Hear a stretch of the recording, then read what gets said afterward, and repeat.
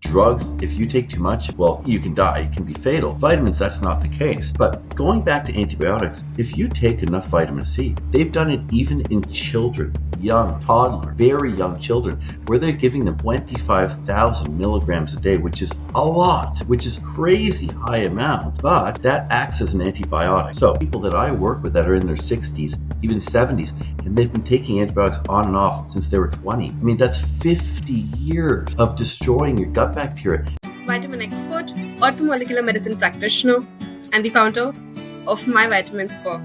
Our guest today on the Settle or Be Better podcast is Mr. Cameron Cogswell. He's going to be talking to us about supplementing and more. So welcome, Mr. Cameron, and over to you. Why don't you begin by telling us a little bit about your personal health and well-being story and your current.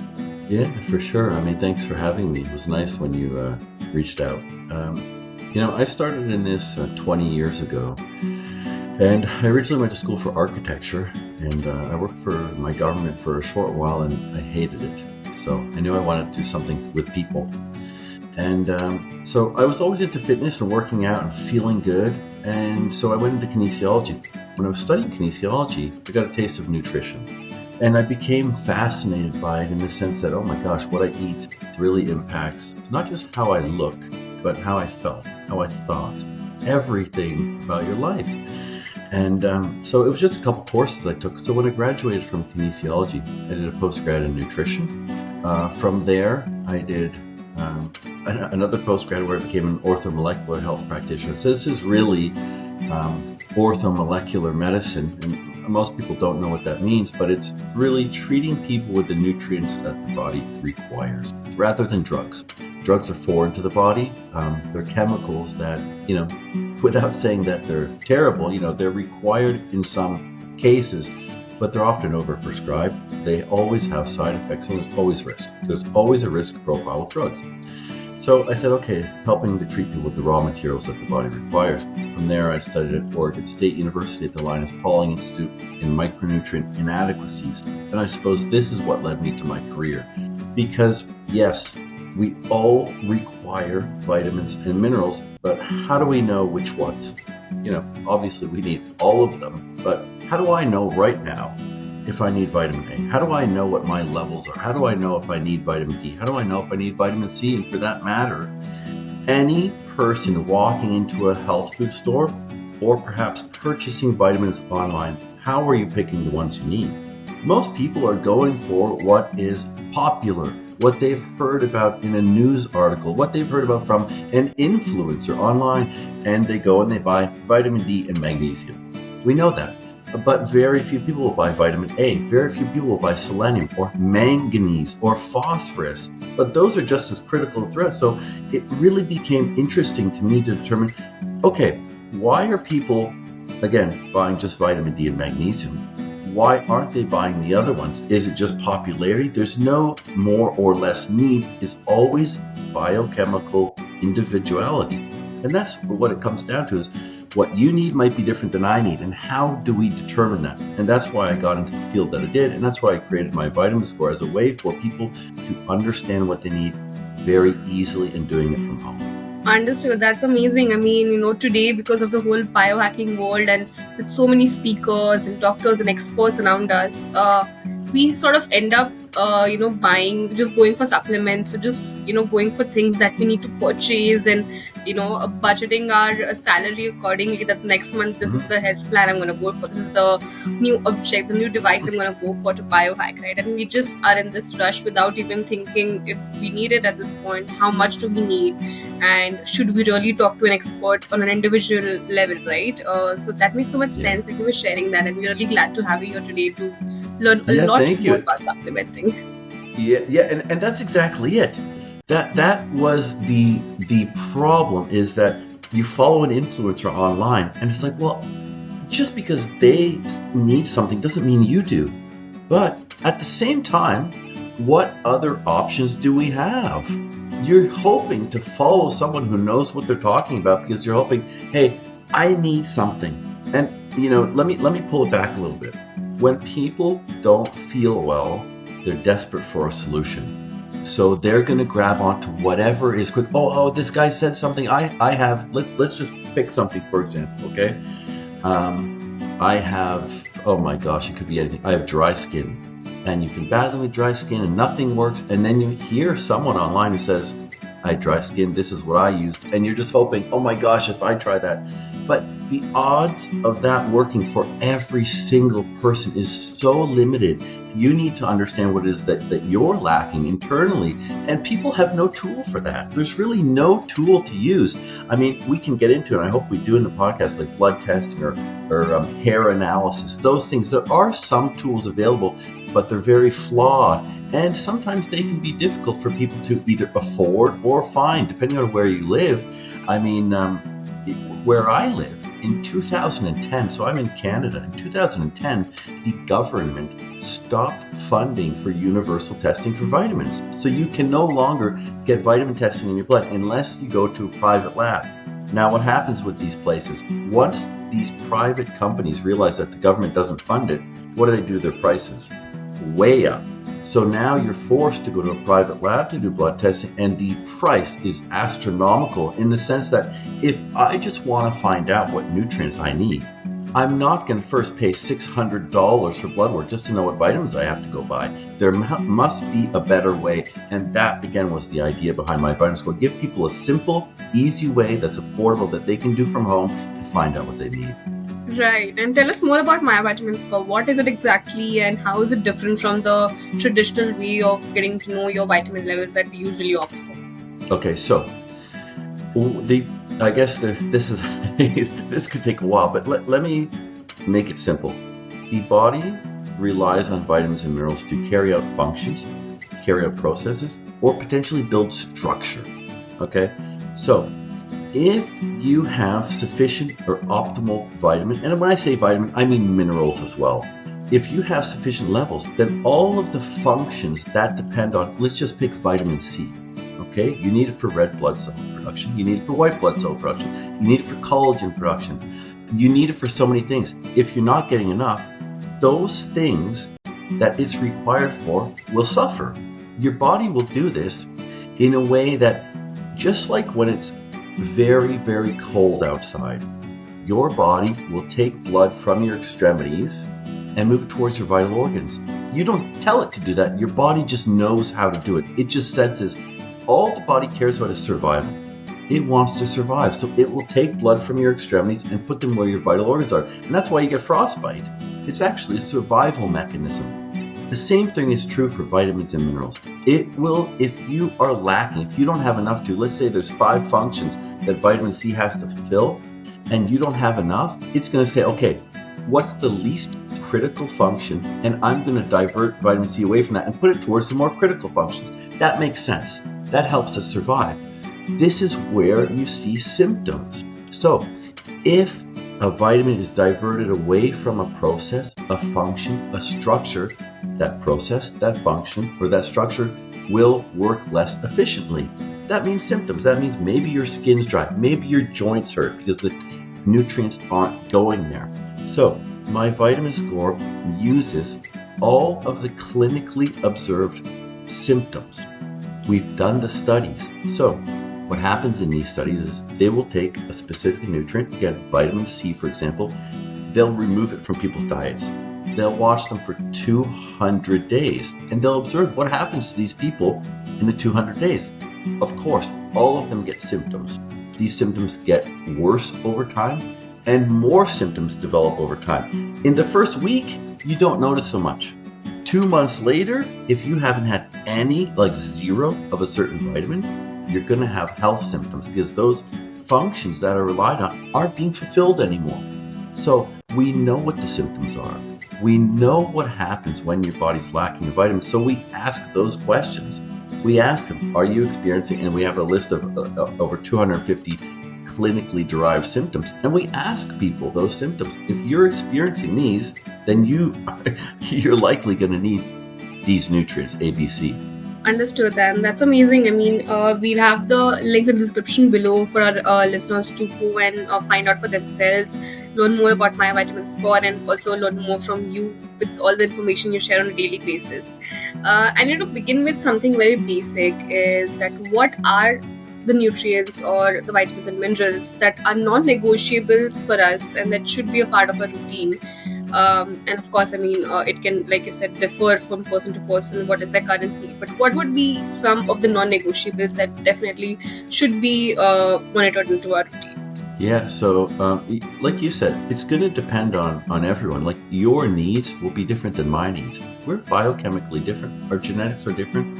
We live in different countries. We have different food available to us. Those foods have different levels of nutrients. So it really is dependent on the person. But I think you nailed something there, is that they're all required. All of them are required. And that's what most people don't understand truly, what vitamins and minerals are to begin with. And I think this is what's lacking in the mainstream education. Even when I went to school and learned about this, it was very rare that even the experts that I learned from truly knew how a vitamin or mineral functioned within the body.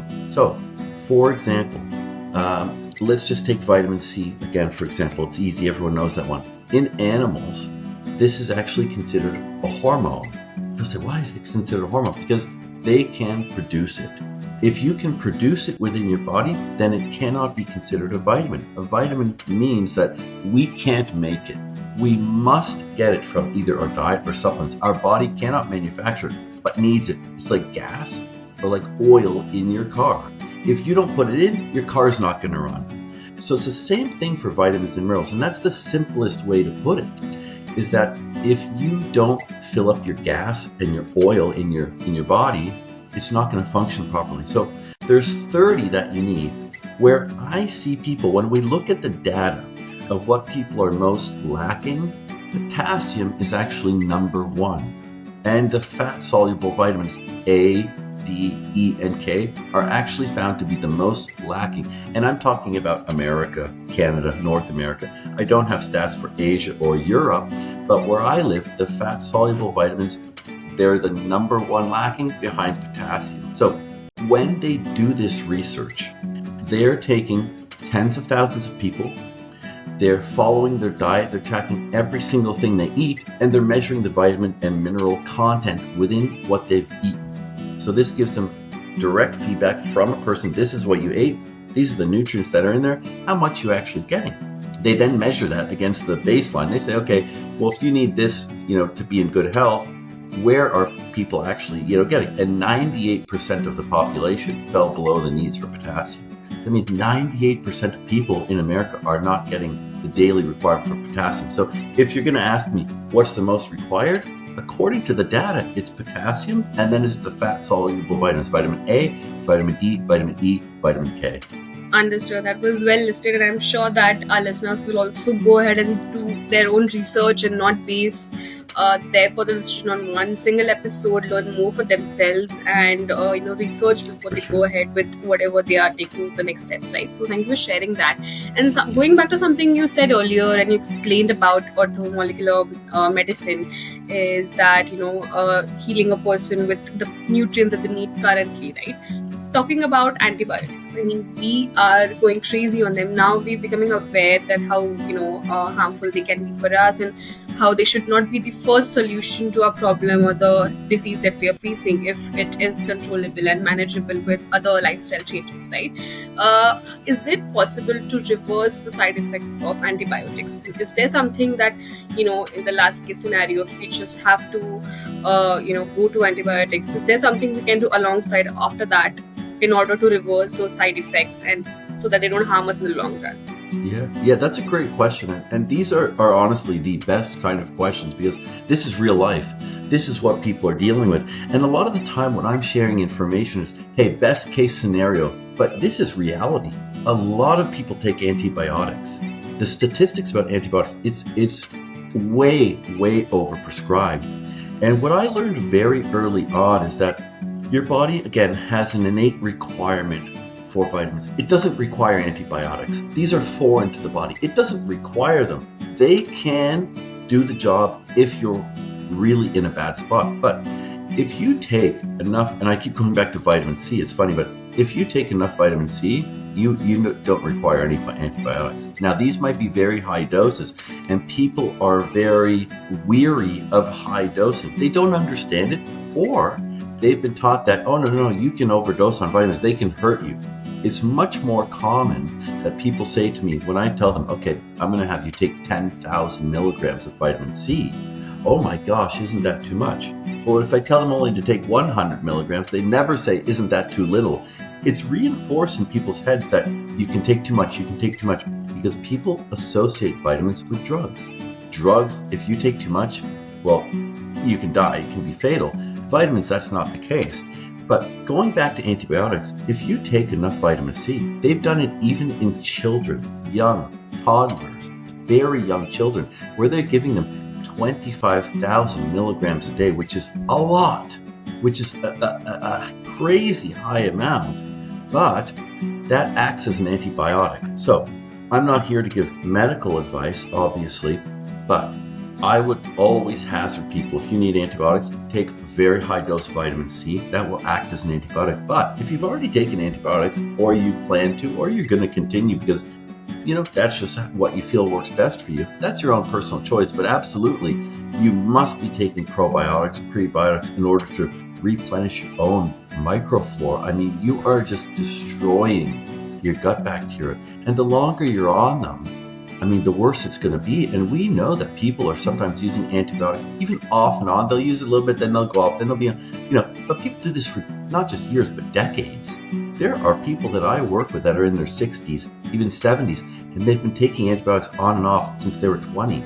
I mean, that's 50 years of destroying your gut bacteria. And every single time I work with these people, they have stomach issues, they have skin issues, they have memory issues. So all the things that the gut has to do with, you're destroying that. You're not going to digest food as well. Your skin is going to suffer. A lot of the body's going to suffer. So you must take probiotics. You absolutely have to, or you're never going to replenish the good bacteria in your stomach.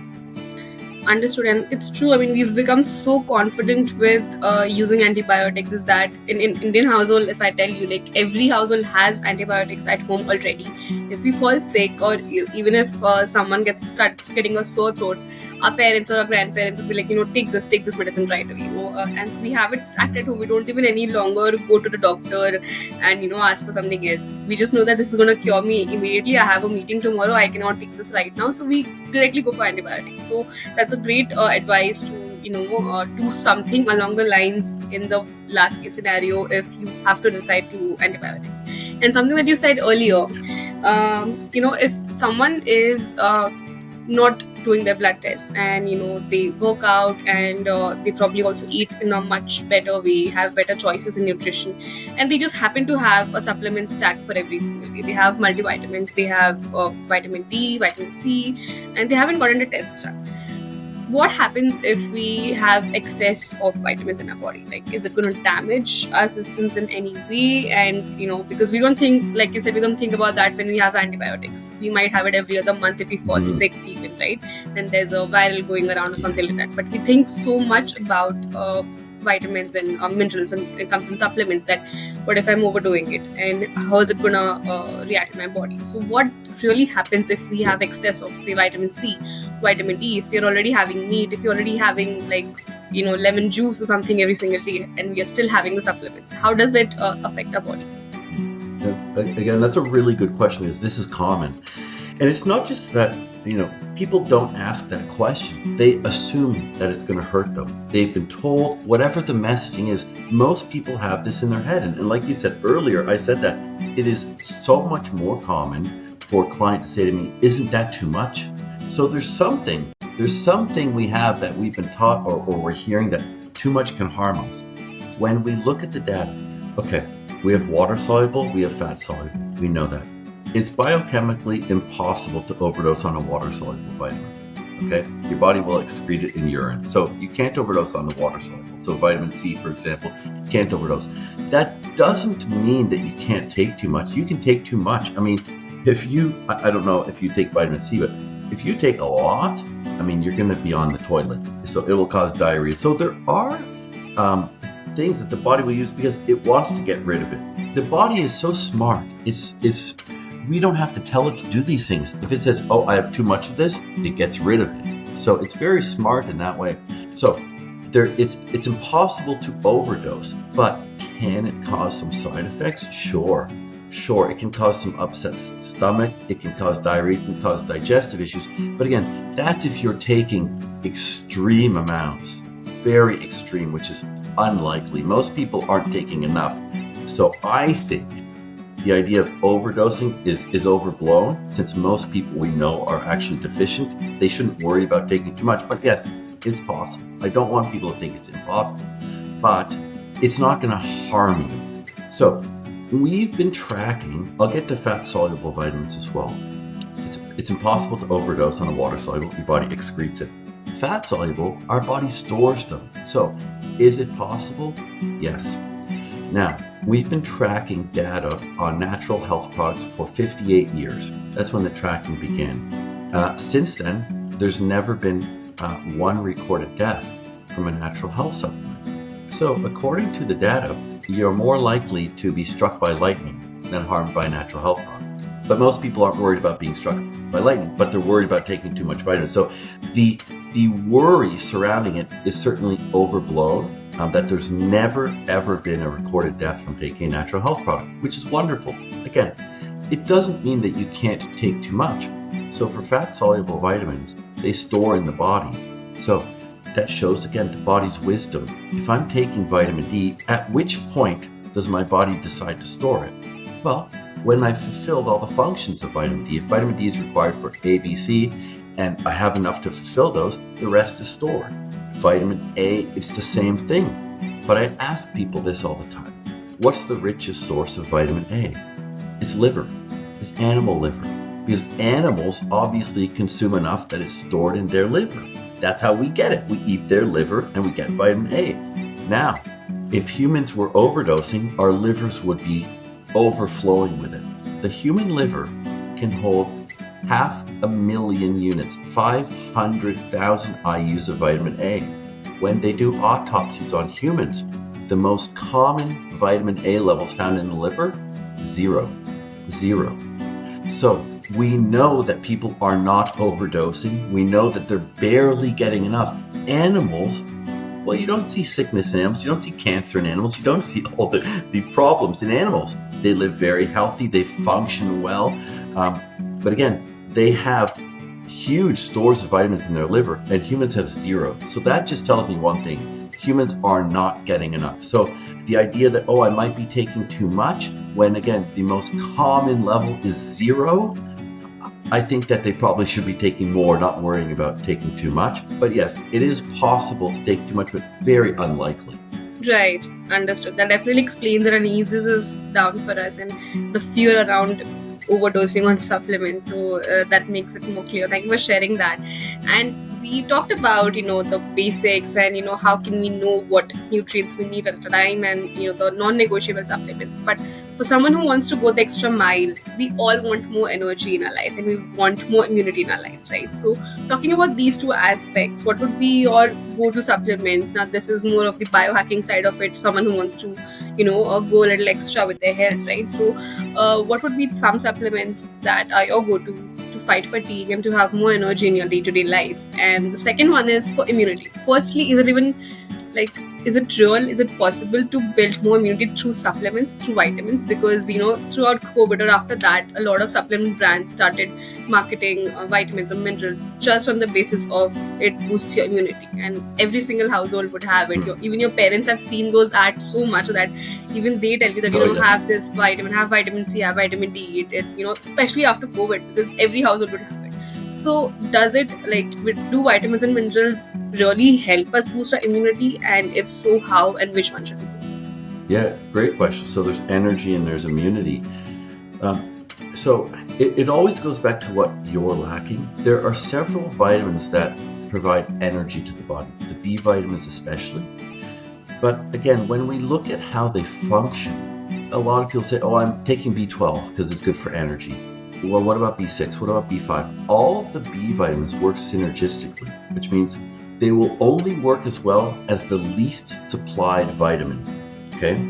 So if there's 8 B vitamins and you're only taking one of them, it's not going to function as well as if you were taking all 8.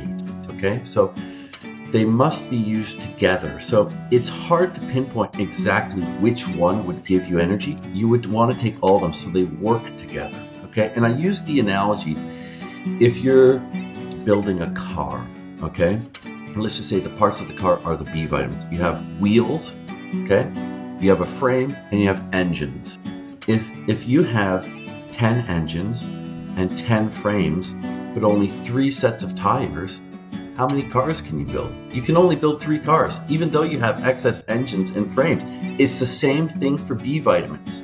If you have tons of B12 but not enough B3, you can't use all that B12. So for energy, it's important to take an entire B complex, but there are also other vitamins or minerals that go into energy production. Iodine, because it's helping with thyroid, so it's setting the body's metabolism.